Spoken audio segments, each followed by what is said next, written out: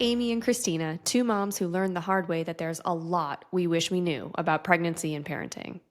So now we're asking experts all the questions, sharing what we've learned and what we're still figuring out, and keeping it real along the way. Welcome to What I Wish I Knew. Okay, friends, we're back for season 2, and this episode is jam-packed. We sat down with Jessica Rolph, the co-founder of Lovevery, which, if you're living under a rock, is a company that creates play kits and toys for kids that are based on specific age and stage development. Both Christina and I have used Lovevery toys with our own kids, and we're thrilled to talk to Jessica about why she cares so much about play and how her own parenting experience led her to co-found this company, now bringing in over $200 million annually, all while remaining incredibly humble and warm. This company isn't just about changing the lives of children. It's making parenthood easier and way more fun. Let's dive right in.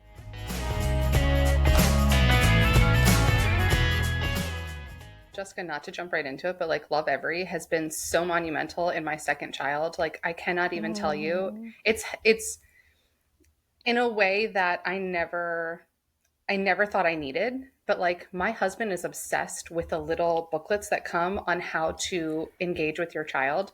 Like he has taken such a renewed interest in a way that he didn't with Anna. Not that he wasn't interested in Anna, but like he is so invested in Olivia's growth and development and doing all the things that those booklets say that your team wrote and you wrote. And so like, thank you so much because it has involved him so much more deeply as a parent and as a husband that like now playtime is his time. I'm like, you got this. Like you let me know how often she needs to be on her tummy and I will follow suit. That is amazing. That is such an amazing thing to hear. That was my dream and goal. I love the name of your podcast, by the way, What I Wish I Knew, because everything with Lovevery is something that I didn't have for my children, but it's so meaningful for me to hear of these experiences that you're having with the guidebook or the information and the playthings that, and these moments with your baby. It is, a lot of people say I'm not a baby person. And sometimes dads say, I can't wait to engage with the child when they're a little older. But it's more about just not knowing what the baby wants to do and what will light them up. And so what we try to do at Lovevery is really give that guidance and that support so that parents really can tune in to their baby and connect deeply and more meaningfully by giving them experiences they're craving. And then you all of a sudden become a baby person because you're having fun with them and you know how to play with them and you're enjoying them. So the toys are not these like gross, like abysmal plastic things that you just like want to put away and not play with, and you bring them out because you're like, oh, it keeps their attention, but like I hate them. They're beautiful and well made and easy to clean. Like we are both Lovevery stands, obviously, but I echo what Christina said on behalf of every parent who has absolutely no idea what to do with their babies.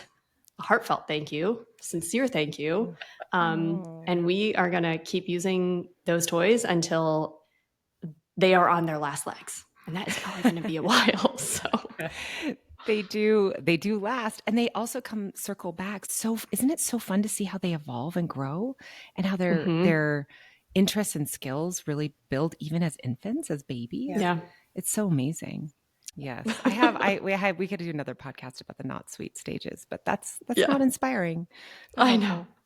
Yeah. We try to stay inspiring. So anyway, welcome to What I Wish I Knew. We've gone into it, but welcome. We're so happy to have you, Jessica. I love your I've been listening to your episodes. I wish I had this podcast when my kids were your age. So when my kids were young. So it's great. You're doing great work. You've got great guests. Really great format. You both are so dynamic. Excited to be here. Thank you.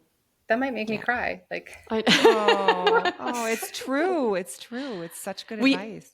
We actually just saw yesterday that Gwyneth Paltrow liked one of our reels, and we were texting each other like, we've made it. Gwyneth Paltrow tangentially knows that we exist.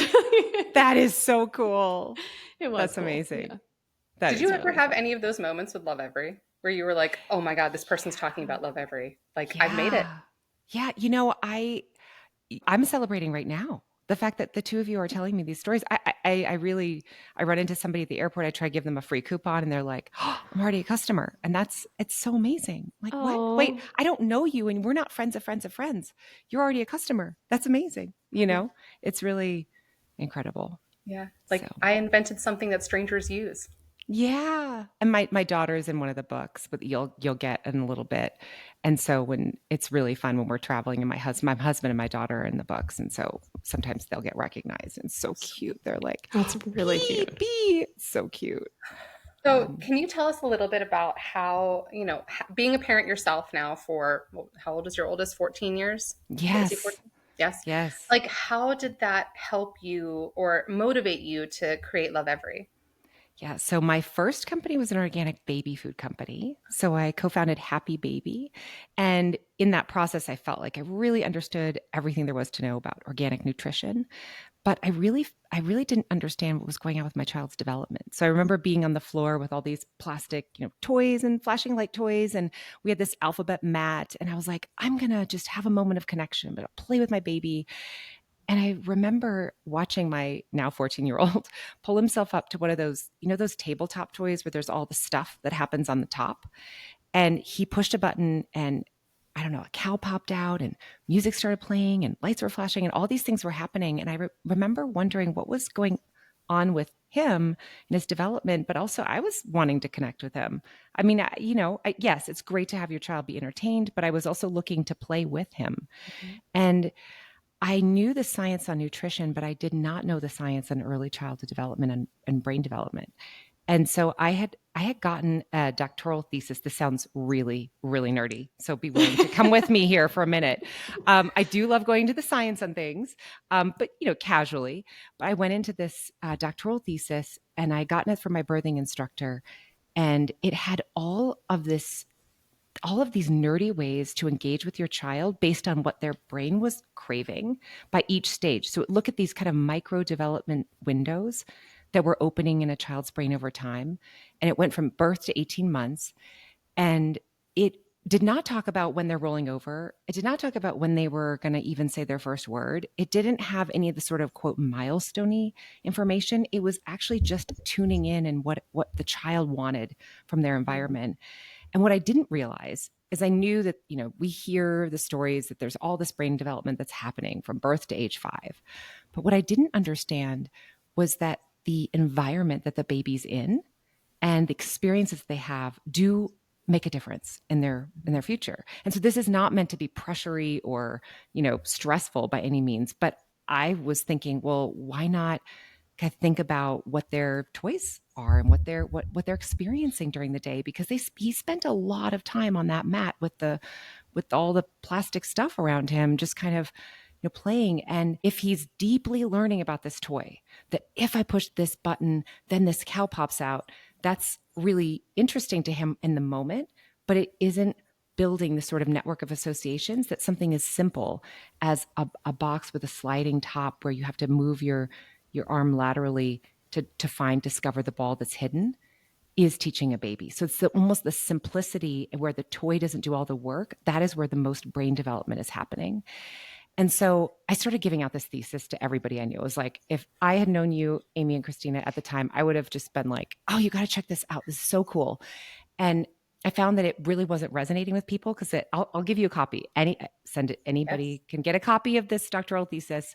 I often DM people on Instagram, and I just have a link and I can send it to you. But I find that it's hard to put into practice because you don't have the tools and it's pretty intellectual. And I struggled sometimes to put into practice too. So I was sort of prototyping and sort of trying to figure out how to make the things that could be useful for my baby's like experiences. And so that then evolved into becoming Love Every, because a lot of my friends were like, this is weird. This thesis is weird. I'm not into this. But I thought, oh, but I'd still want to, but it's such valuable information. I want to get it out to families. And so we created the guidebooks that come with the playthings. And we really wanted to develop the stage-based learning program that evolves over time, because, the babies don't come with a guidebook. There's a ton of information on feeding. There's a ton of, information on sleep, but there isn't that much helpful information about play and development with the tools that you need to make that happen in your daily life. So that was the sort of the origin story of Lovevery, if you will. And I love that you just said cause and effect, because I read the guidebook again the other day and I was like, okay, turning on lights. So I walked around the house with Olivia and we turned on the lights when we went into a room, and then we would go around the room and then we'd leave and I'd turn them off again. And like something just so simple, right? I love that that's part of the guidebooks, that it's like, it's not just the toys. It's also like, what can you do with them in your daily life that's relevant for that stage? And that's another just absolute bonus, like cherry on top for what you offer. It's not just like, oh, you should talk to your baby. It's like, here's why, here's what it does for them and what they might do in return. And also, like, we know it's kind of weird to talk to a baby who's not talking back. So here are some prompts. Ask them questions like this. Describe what you're doing here. Like, ask the question and then answer it. It just makes it so much easier, because it's like, yeah, what do you do with this baby? A day is a long time with a 3-month-old who doesn't talk yet, who can't really like interact that much with you. So giving parents something to do, and then also reassuring them that this thing that you're doing is actually like great for them. It's great for you. It's great for them. It's so helpful. It leads to better, a happier, healthier baby. It's really incredible if you think about it. What's so incredible is all the development that's happening in their brains and how much they're taking in. They are taking in so much. There's this concept of receptive and expressive language. So receptive language, to building on what you were saying, Amy, is all the language that a child hears in a young child will hear. And expressive language is them being able to speak themselves, speak their first words, being able to speak sentences. And the language that they're hearing over all of these months of their life really start to build in their brain, that then many, many months later, they're able to express that word. So they're receiving all of this input, and then eventually they're able to speak. And so it's sometimes hard to think of that with a baby, to remember that they're taking in everything and that this time is worth it. And, it's an investment in their future. It's sometimes you're kind of like, just in, they look like little blobs. They are little and you want to keep them, and you do want to keep them alive, and you do want to, care for yourself and all the things, all the advice the wonderful advice that you have on this podcast. You need to be able to take all of that in. There's a lot to juggle, but just remembering that you're making an investment when you play with them, when you talk to them, when you engage with them. You're making this deep investment that will give back, so many times over as they grow. And it's just a delight to see them start to evolve. And so you have to kind of remember that in those baby years, especially when people are comparing milestones. Yeah. When oftentimes parents are like, oh, my baby, you're at a play group or something and you're kind of worried because your baby isn't rolling over yet, or they're not crawling, or they're not walking, or they're not saying those first words when some other, baby is. It's so important to just tune into your own baby and just tune into yourself and just remember that you're making that connection and that investment and that deep, all your deep love and what you're putting in is going to come out later. And just to try not to compare, because it's about that input that matters the most. 100%. I think back to Amy, your experience with Miller, and then coming into having Marie. I remember you telling me once, like, I'm so scared for maternity leave because I'm not sure what I'm going to do with them. I think I'm wondering now, Amy, my question is for you. Now that you've done Lovevery, has that changed for you? It's totally different. Totally different. I think a lot has changed between Miller and Marie. Miller was my first kid. It was during COVID, so no one could do anything. But also, I didn't really like maternity leave. I felt really untethered and isolated. And with Marie, so we were actually gifted our Lovevery kit from my mother-in-law and sister-in-law, who are the best. And we can't wait to get them. We can't wait to get them because Miller loves them. I use them all the time. We literally have just like the Lovevery mat that we actually still have ours from Miller. So we didn't have to get a new mat and like the activity like play center. And they're pretty. Again, they're easy to clean. There's just so much about them that brings value to our interactions together as a family. Like, why didn't someone think of this sooner? This is so helpful. I mean, I know we're like kind of gushing about them, but it's like, what Sorry, do we're I obsessed do? with you. Yeah, sorry we're obsessed with you and everything that you create, but they're great. Like they're just great.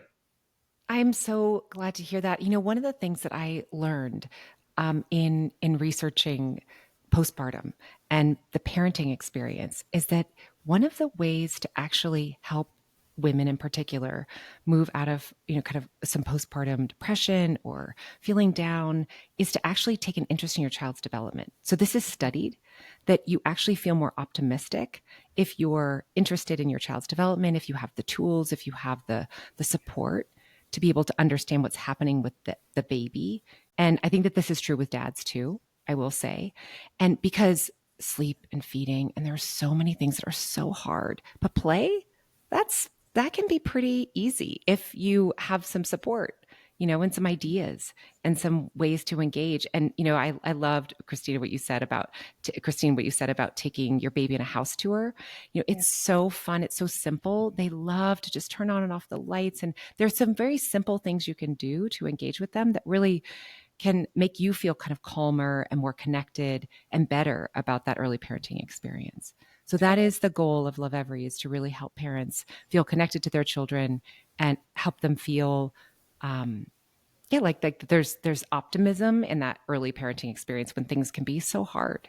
Yeah. At what stage in your kids' lives did you start conceptualizing Lovevery? And then did you actually use Lovevery like with your youngest at that point? As like, because you mentioned that they're in the book. Yes. So I never was able to use Lovevery at the appropriate age. I started conceiving of Lovevery with my first, and spent a lot of time thinking about how could I help other families. So I started making my own black and white cards and having my husband get a tube and saw it off from Home Depot. And can you make it about a foot long, so the baby can drop the ball through the tube? I wanted a plastic tube. The tissue boxes, they were mouthing all the tissues. I did feel like worried about what my baby was ingesting and experiencing, because I wasn't making toys, if you will. I was kind of using real life tools. And that was with my first. And the second started going deeper into other, exploring other Montessori experts and PTs and OTs, and realizing there is so much science on early childhood, but it is not reaching parents in a meaningful, actionable way. So you can take in a ton of stuff on Instagram and save all these posts, but really putting it into action is really hard. And then with my third, that was when I had was wrapping up Happy Family, and I met my co-founder. Well, my co-founder Rod and I have, with Lovevery, have known each other for a really long time because he's married to my best friend. And I was talking to him about this new idea that I had. And he was like, why don't we do this company together? It was so exciting when he said that.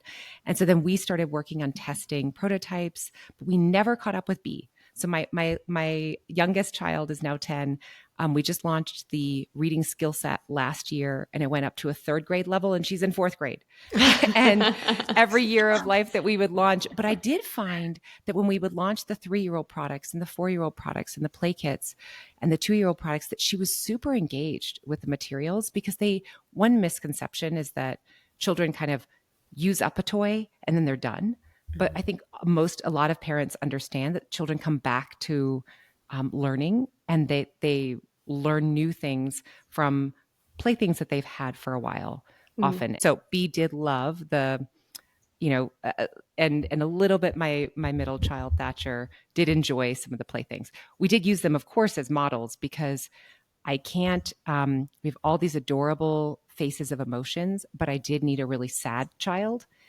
And I was like, well, I think I can only do that with my own daughter, because I'm not going to put some other child in a photo shoot and have them cry and leave them standing. If they're crying at the photo shoot, leave them without comforting them, right? Like when a child starts to cry, you want to, hold them close and comfort them. So I remember putting B, she was wanting me, and I just put her in front of the photographer, and I was like, quick, take the photo so fast. So she is in some of the baby books, and then she's in a bee gets a checkup book. So that was fun. That's just fun. Another thing I want to go back to is I'd never thought about this before, but you're right, Jessica, that when we talk about babies or even toddlers, we focus so much on their milestones and we learn almost nothing about what is happening to them. Like, I mean, we both have two kids. Christina and I have two kids.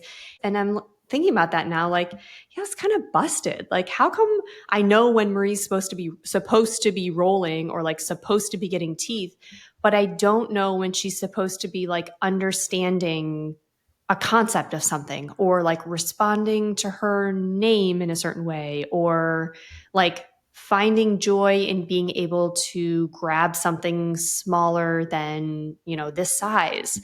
We don't really get taught that as parents or given that information almost anywhere now that I think about it, right? Yeah, that's what I found too. I found that, I would get checklists from the pediatrician. You can always get, like you could get the books, what to expect, and they'll do kind of like checklists of development. But I didn't get the sort of micro development windows or interests that were Right. unfolding over time. And that's why that at Lovevery, I wanted to give that to parents. I wanted to in an actionable, easy way to digest.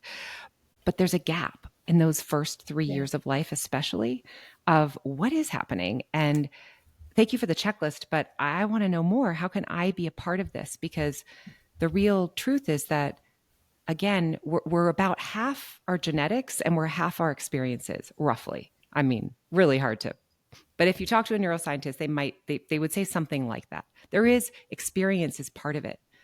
And so nobody has really been like, okay, well, what is the optimal experience? How can I give my child what they're hungry to learn at each stage, as opposed to just, kind of letting things unfold? They will unfold developmentally. Absolutely. Children will develop. But if they're given more language, for example, or more experiences to connect with their parents, their development is enhanced. I mean, it's just a fact. We really wanted to support parents with that knowledge and make it not intimidating, because we don't want to put more pressure on parents, because, of course, we're all, we want it to bring joy as opposed to bringing another to-do list. Right. Well, it's toys. It's supposed to be fun. Yeah. Right? Okay, Yeah. so let's do like a Cliff's Notes version of like every development stage. Yes. This is not like a quiz, but Yes. But maybe it is. Let's see. kind of a little bit. So like can we go like by year, maybe like Yes. 0 to 1, like kind of what's happening in a macro level? Yes. Maybe the way I'll answer this to be most useful for anyone listening, maybe I can just give an overview of what parents can do to optimize each stage, or to give their child the best experiences. So there's a lot happening in that first year. There's so many changes happening. I would say the very beginning part is visual development. So when a baby comes out of the womb, their senses, their sense of taste and sense of hearing, and even touch is developed, but their eyesight, because they haven't had practice in the womb, their eyes are really the key way that they're wanting to take in the world, but that it craves the most experiential development. So, because when you think about it, babies can't, reach for things yet. They can't move their limbs with coordination. And so they're really looking out to the world. So we focus a lot on eye development in those first few months. Babies love high contrast. They love to look at high contrast images. And there's certain patterns that are most appealing to babies. And this does really build that brain-eye connection. Then it kind of moves into, Amy, you had mentioned, what are the concepts that they're learning? Object permanence is one of them. So that an object will that an object that I see can be hidden, but that is still there, that it can disappear and reappear. And so we have a lot of kind of work around object permanence. The other theme that begins is containment. What can contain something and what cannot contain something. So they love, for example, pots and pans and dumping and later filling. But the research shows that if you give your baby a tube, which is so interesting, it's so simple, right? A tube where something will fall out. They can put it in, but it will fall out. At a certain age, that the baby actually has a much deeper, richer understanding of this concept of containment because they see what does not contain. It's so interesting. So there's a lot of kind of these themes that begin in that first year that then go through for years. I would say in language for the early months, the most useful is to just talk to your baby in that high, natural voice, that sing-songy voice. And what you said, Amy, earlier, about how it's hard to talk to a baby that's not talking back. Just try to talk to them from infancy, and then around 6 months, you might notice yourself almost doing this naturally, but starting to point out things to them, like starting to kind of focus on nouns or functional words. And then later, towards 1, you start to kind of say things like under, over, up, down, and start to talk about, this kind of functional language. So that's the sort of early communication. One quick tip is oftentimes when your baby just makes a grunt or a sound or looks at something, they're communicating with you, and just pause and take in that communication and just give them a little grunt back or a little or talk about what they're looking at or something. So there's this back and forth communication. We think it often happens when they're speaking and talking to you, but it actually happens much earlier, that you can have this sort of back and forth engagement. Listen, Jessica, if anybody were to listen in on our house at any point, they would think I was crazy because I mimic any sound that comes out of Olivia's mouth, like even raspberries. I'm like, oh, That is so amazing. She did what now? Mm-hmm. I mean, that is so amazing. So like, it's so healthy. I mean, Christina, that is honestly, if I were to pick the number one thing, it wouldn't actually be, I'd love to say it's Lovevery. We want to help you. We want to support you, but it is that language input in those early years that can make such a difference. So, yes. And you can Gold do that. star for you, Christina. Yeah. You get a trophy. I'm just generating these like really chatty kids. That's my goal in life. You get chatty kids. Don't stop talking. And then 1 is, they're moving, they're on the move. Often they're, my children didn't walk until later. They're scooting, they're pulling up to stand, they're moving. I would say that if you can give your child this sort of progression of fine motor challenges, so we have these little carrots that go into this top, and the child, they're sticky, and then the child has to work to push them through. And then you can put in the next lid, which is a coin where they have to rotate their wrist and figure out how to slot the coin through. And then it progresses to these smaller holes. Fine motor is actually linked in some ways. All development is linked to each other. So if you give your baby fine motor experiences, it actually can help promote their language development. If you give your baby certain physical experiences, it can also help them, gross motor also connects to the language centers of the brain. How? Why? Because that's so intriguing. Yeah, it is really intriguing. The brain is networked. And so there's all these different kind of experiences that can spark development in other areas of the brain. So, we know this, I think, in some ways intuitively when we're, kind of physically, let's say we're on a run and we have these new ideas and creative ideas because we're moving our bodies, we're having a fresh insight on something. That also happens for your baby's brain.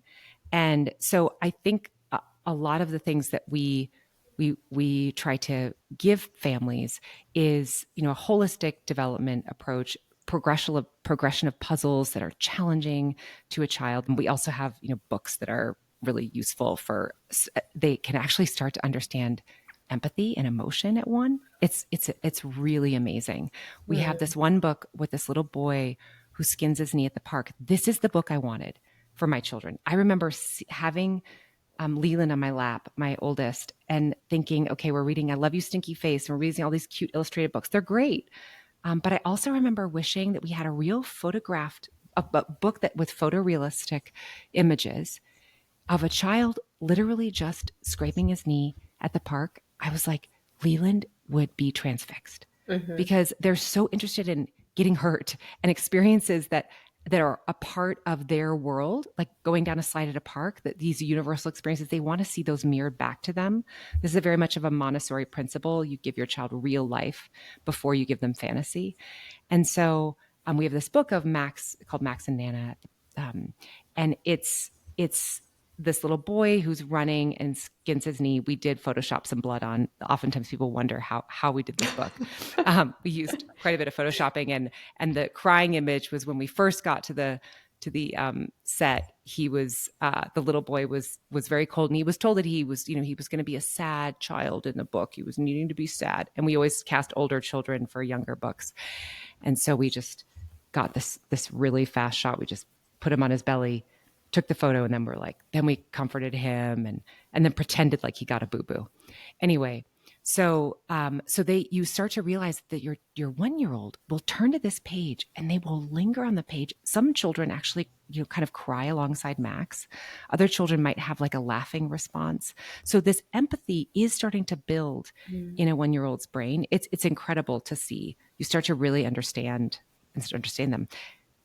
I hope this isn't going on too long. Now we're at 2. Now we're at age 2. We still have a couple more years left in your question.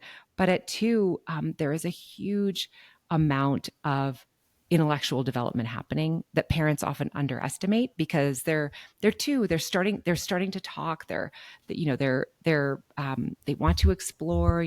They're learning so much, but they can actually make really interesting comparisons. They can start to match. They can make cause and effect inferences, and they can understand spatial concepts.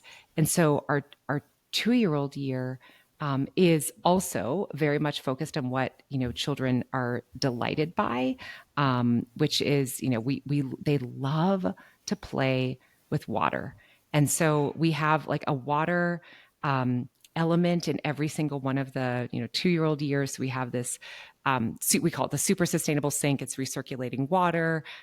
Children love to just pour and look at the experiences. They're learning so much through water play. We also have this little spray bottle that helps a child, clean something that's from the 1-year-old year that they start to really get interested in the 2-year-old year also.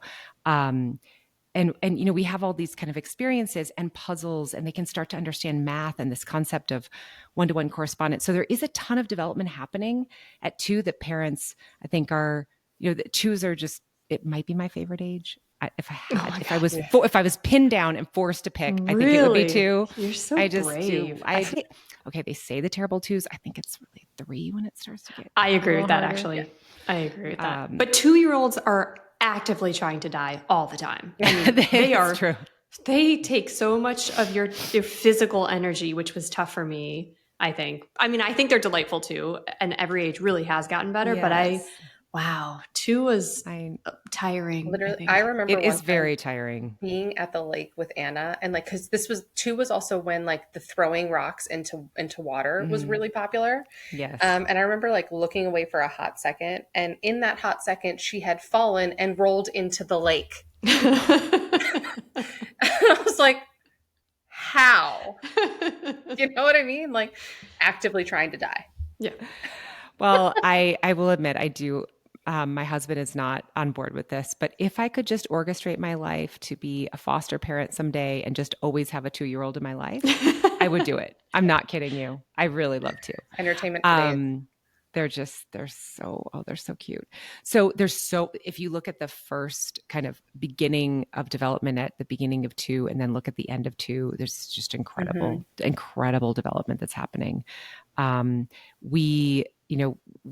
We think about kind of just different tracks of cognitive development. So there's spatial awareness and math learning and pattern recognition. And then there's also sensorial learning, that they're having from experiences. So there's just a lot happening. Again, the language is so important to continue to develop by now that they're saying more words, just really build on those words and talk back to them and have that back and forth engagement. So, and then 3, we call it the year of self when they do start to get independent. And that's when I think some of the pushback comes. And when I remember feeling I was maybe in a public space, and my 2-year-old's just throwing just an adorable little fit, or having a hard time, or but they're so cute. They're just 2. But then at 3, you're like, oh man, I better figure out this parenting thing.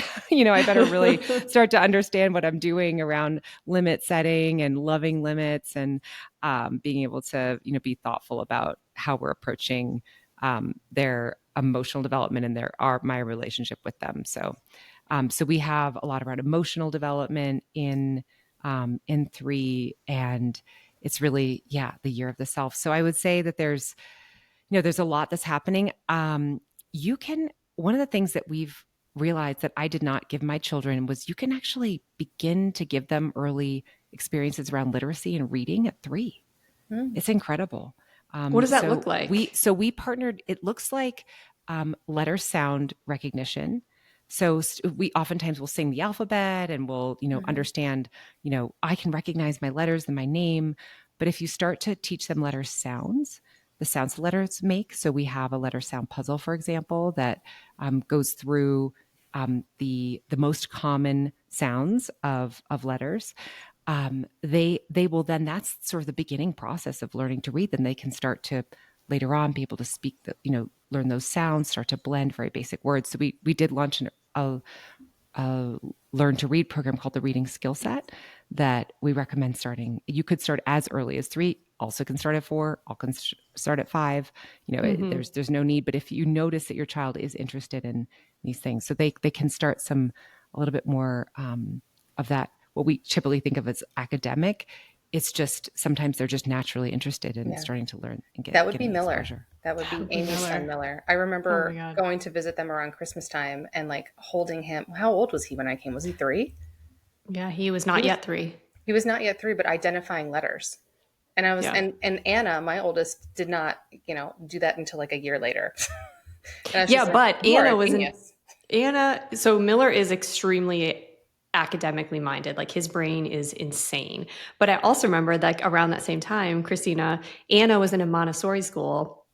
And we were talking about letters, and I was like bragging on Miller, like, oh, he's so smart. And Christina was like, yeah, well, Anna learned how to wash a window today. She can wash all our windows now. And I was like, yeah, Miller won't do that. I think she was also riding her scooter by then. Like Anna is just very physically gifted, right? Yes. And when I say gifted, I just mean she's just coordinated. Yeah. Highly coordinated. Yeah. Yes, agree. But it just goes to show you how different children are, right? Like, and they just, they do different things at different times, but they're still wonderful. They actually met for the first time, Jessica, like 2 weeks ago, because I'm around where Amy lives. And, it was actually really beautiful. It was so cool. They got along great. They really, it was great. Besties making besties. Yeah. Oh, that's amazing. Right. Next up, Marie and Olivia. Fun. Yeah. That is so fun. You said something really interesting about, that children are also different. They absolutely are. And then there also is this sort of thread of common interests that most children go through these development windows within-ish, plus or minus. When they get into the toddler years, it's like plus or minus a few months. But they all tend to be, if you give them these experiences, they tend to be interested in similar things. They definitely have their own personalities, their own interests, their own abilities, but they also have this sort of commonality that they're, if you can expose them to, the kind of things that they're craving to learn, that they will tune in. Well, and that's the whole point of, all the research, I'm assuming all of the very, very rigorous research that goes into the development of your products, you're dealing with lots of kids that are very different, but all going through the same like developmental milestones or like exercises. And that, I'm assuming that's how you end up with the products that you have, because you're like, okay, yeah, we tested like this type of thing on this age, and all of them wanted to do the same thing, which the toy didn't do. So I think we probably should switch the toy so it does this thing that these kids keep trying to do with this thing, all different kids, but kind of seeing it the same way. That's exactly it. And then we also find that sometimes if a child isn't interested right away in something, that we really encourage the parent to just introduce it a little bit later. Mm-hmm. And oftentimes we get testimonials from parents, especially even in the baby year, like, oh, my baby wasn't interested in this thing when it first came, but then wow, 2 months later, they were so into it. So it is, it varies by a little bit plus or minus, but you're absolutely right. That is our process. Yeah. Is Um, that something that you wish parents knew more about play? Because, like, let's be honest, social media has painted this picture of like what parenthood looks like, what child development might look like, and milestones as we talked about. So like, what do you wish that parents knew about like social media versus what actually matters? okay, so my social media feed is incredible. I am following everyone and getting all the advice. And if I were a parent of a child that was a baby, a toddler, because that's what my feed is, I would be so overwhelmed. Hmm. And I do think that my kids, we didn't have this phenomenon of all these experts and all this advice and all these, you've got to get this right thing and you've got to optimize this over here. And I think what we hope that can be a through line for Lovevery is we really have distilled it down into what you need to know right when you need to know it. Mm-hmm. So the timing really matters. So oftentimes you're taking in information. It's very overwhelming to think about Hmm. something ahead or look back and be like, I didn't do that. Or I can't, I've got to remember to save this information for the future. So we're really trying to help parents just what you need to know, right when you need to know it in a calm way and in a supportive way. Because it used to be that there wasn't enough information and now there's almost too much. And we Hmm. do need to distill it down into what's relevant and important for building that connection and giving you peace of mind as a parent, as opposed to there's no benefit to having a parent feel frazzled or feel like they're not doing enough or they're not taking in enough. We want to help parents feel confident. Our whole goal is confident parents, connected parents, children that are thriving. That's the goal. Yeah, to be more present, because I think that's what Yes. this overload and this, it's honestly decision fatigue, right? Like, how many decisions are we making a day? Over 35,000 or something was a statistic I saw. So, Yeah, like, to insane. remove decisions from us, like, you're nailing target audience on the head. Yeah, Yeah. agree. Not Agree. not two And marketing people talking, but yeah, I know. But also to that point, Jessica, the fact that these toys don't necessarily like age out the way that some other like age-based toys would. And again, I mentioned this earlier, Miller, who's 4.5, will happily sit for 35 minutes, 45 minutes and play with Marie with these toys. That's also helpful because you don't have to then continuously be getting new things and then rotating the old things out. Like, Yeah. you just have toys that they can go and play with, that you can offer to them and be delighted in how they interact with them differently than they did a week or a month ago. You don't have that like mental load with these toys, I feel. Yeah.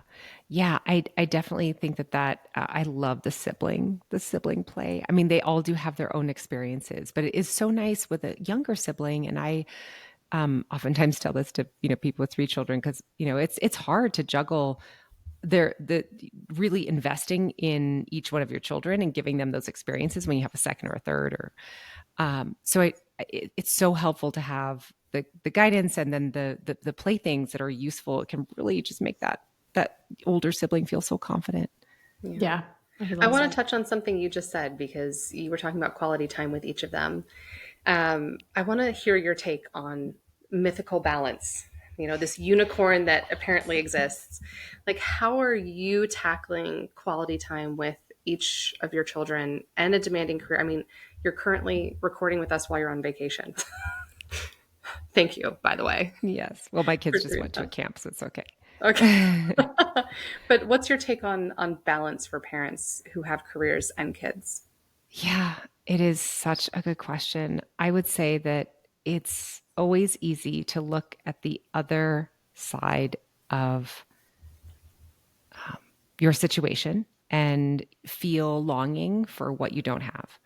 So oftentimes I'll think about, oh, if I could just be reborn, I would homeschool all my kids and I would I would really love to just go so deep into their learning. And then I take it one more step further and I'm like, I don't know that that would actually be great for my kids at this point. I kind of talk to them and they're like, Mom, we love that you have a career. We love that you're into, that your ambition is oriented towards something. If you put all of your ambition into us, that might be too much. It might be Yeah. overwhelming.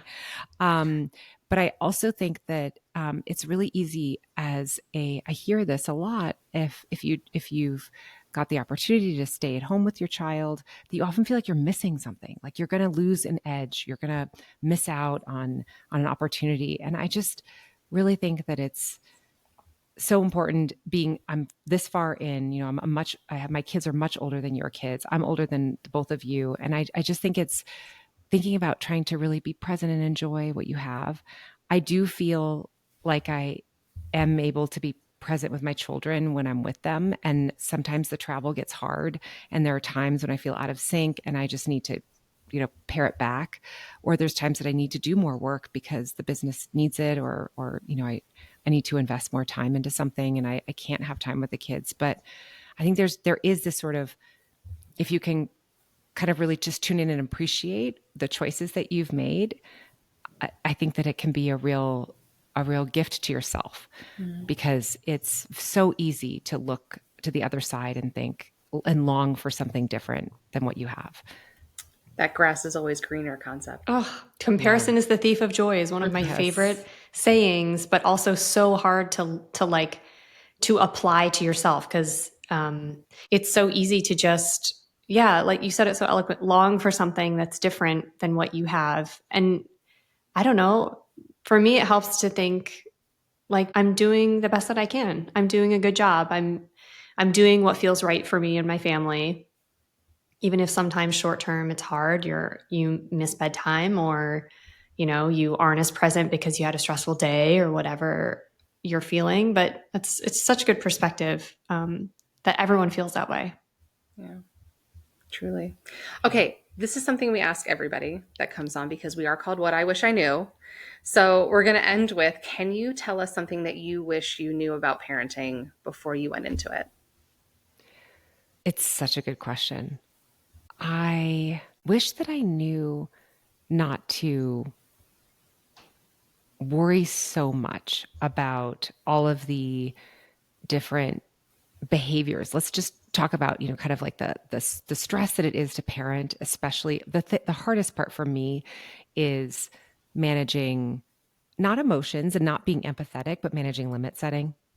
To be honest, like I just want to empathize with my children. It's super hard for me I want to give them, what they're looking for. And it's just very hard for me to, and so we actually are working on this at Lovevery. And I think there are a lot of resources out there now, but I did not have those resources. I was really looking for a way to find, a plan so that my husband and I could get on the same page, because he tends to be more strict and authoritative. And then I tend to be more empathetic and, and lenient. And then there's the tension that can create over, just all of this sort of parenting years. I think I wish that I'd had better resources or better information or a better plan for how to navigate that, because I feel like that's that's one of the messiest, hardest places, especially if you're different from your partner. If you're co-parenting, that can be really hard. So we're working on something at Lovevery that hopefully will be of support, but there is also so many great resources out there that are, free on Instagram, books and experts. There's a lot more now than there was when my kids were little. Totally. Jessica, I empathize with you. That's something that I'm currently going through with my oldest, is figuring out what are the limits, what are the boundaries, and how firm do I have to be? And a lot of it was influenced by social media, where it's like, you have to be a gentle parent, you have to empathize. But then I think I did too much, and then now it's like, okay, this isn't what she needs at this age. And so I was talking to my parents yesterday about how I need to change my own parenting style. And to change that while she's changing is a lot of change. Yes. Yes, but they are adaptable, and you can begin again every day. You can begin again with your child. You can begin again with parenting. And I would often find these kind of cycles of renewal, and we're still working on it now. It's maybe never ending. I don't know. I don't think my mom would say that that this is a struggle for her right now with me, but it lasts a long Boundary time. setting with you. There's but I don't know when it ended, but it's a long process, the parenting. So where can people find you and Lovevery? So it's lovevery.com. So LOVEVERY.com. And then we have we have an Instagram account, Love Every on Instagram. I also have a personal account. If you did want the doctoral thesis, I can send it to you. And I'm just, I will send it to you. I'm Jessica Rolph. So ROLPH. Thank you so much for spending this last time with us. We've learned a lot. We are grateful for you. We're your biggest fans. We will use your coffee mugs. That was the other thing, is the days are long, but the years are short. And we try to gift that to every new parent, because it is the other thing that I wish I knew, is that these days that feel so long really do go by so quickly. They do. It's like a blink of an eye. It's like that Kenny Chesney song. I can't listen to that. Don't blink. Right. Stop it. I'm too emotional. It's emotional. No one needs to hear me singing anyway. So, Jessica, yes, thank you. Oh, I loved this conversation. We learned so much, so I can only imagine the questions that are going to come after this. Oh, Amy and Christina, it has been such a pleasure talking to two of you. So thank you so much for having me.